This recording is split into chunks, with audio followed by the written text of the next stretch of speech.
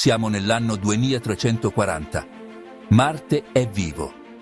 Dove un tempo c'erano solo desolazione e polvere rossa, ora fiumi scorrono attraverso valli rigogliose e il cielo, una volta sottile e irrespirabile, brilla di una sfumatura azzurra. Ma questo miracolo non è accaduto per caso.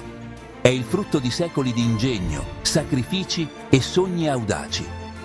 Per capire come siamo arrivati qui, dobbiamo tornare indietro di 3 secoli, agli albori della nostra ambizione di trasformare un pianeta.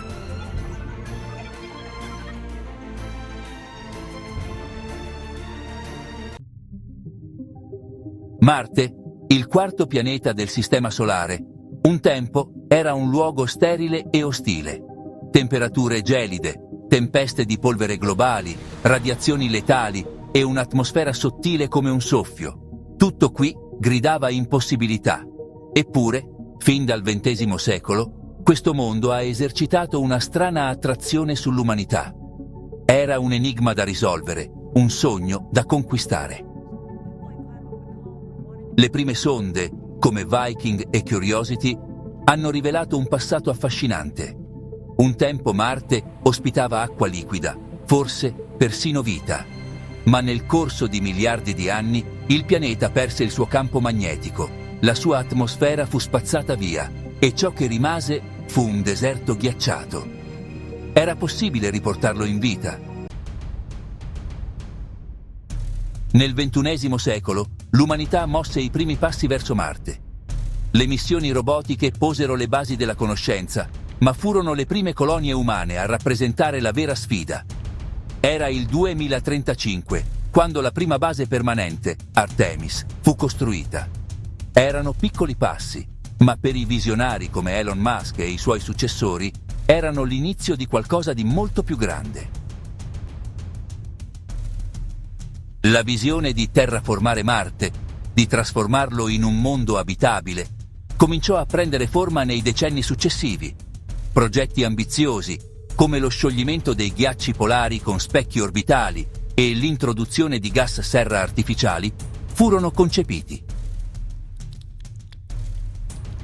Ma il sogno era ancora lontano, le risorse, la tecnologia e il tempo erano insufficienti. Nel XXII secolo i primi esperimenti concreti furono avviati. Specchi giganti furono posizionati in orbita per riflettere la luce solare verso i poli marziani, tentando di riscaldare il pianeta. I risultati furono inizialmente deludenti. Gli specchi si ruppero, le radiazioni solari crearono instabilità atmosferica e i costi superarono ogni previsione. Eppure, ogni fallimento era un passo avanti. Le tempeste di polvere, un tempo nemico giurato, furono studiate e sfruttate per distribuire particelle riscaldanti nell'atmosfera. La scienza avanzava, ma il sogno richiedeva pazienza e innovazione. Con l'avanzare dei progetti emersero domande fondamentali. Era giusto terraformare Marte? Questo pianeta, così antico e immutabile, doveva rimanere intoccato come un patrimonio del cosmo o poteva essere piegato alla volontà umana? Gli ambientalisti cosmici sostenevano che stavamo ripetendo gli stessi errori commessi sulla Terra, trasformando un luogo incontaminato in un'altra zona di sfruttamento.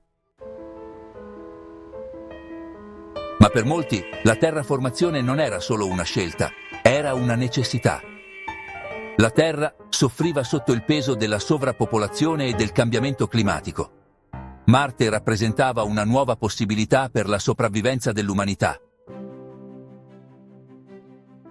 Alla fine del XXI secolo, una scintilla accese il cambiamento. Un team internazionale di scienziati sviluppò nuove tecnologie per introdurre gas serra sintetici nell'atmosfera marziana.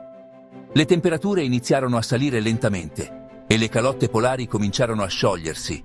Non era ancora vita, ma era il primo segnale di un Marte che si risvegliava. Il pianeta, un tempo silenzioso, cominciava a rispondere agli sforzi umani. Era solo l'inizio, ma l'inizio di una rivoluzione. Questi primi passi furono piccoli, incerti e pieni di rischi. ma gettarono le basi per un futuro straordinario. Nel prossimo episodio esploreremo come l'umanità ha acceso la scintilla della vita su Marte, trasformando il deserto rosso in un ecosistema vivente. Questo è solo l'inizio della storia di Marte e della nostra capacità di plasmare il cosmo.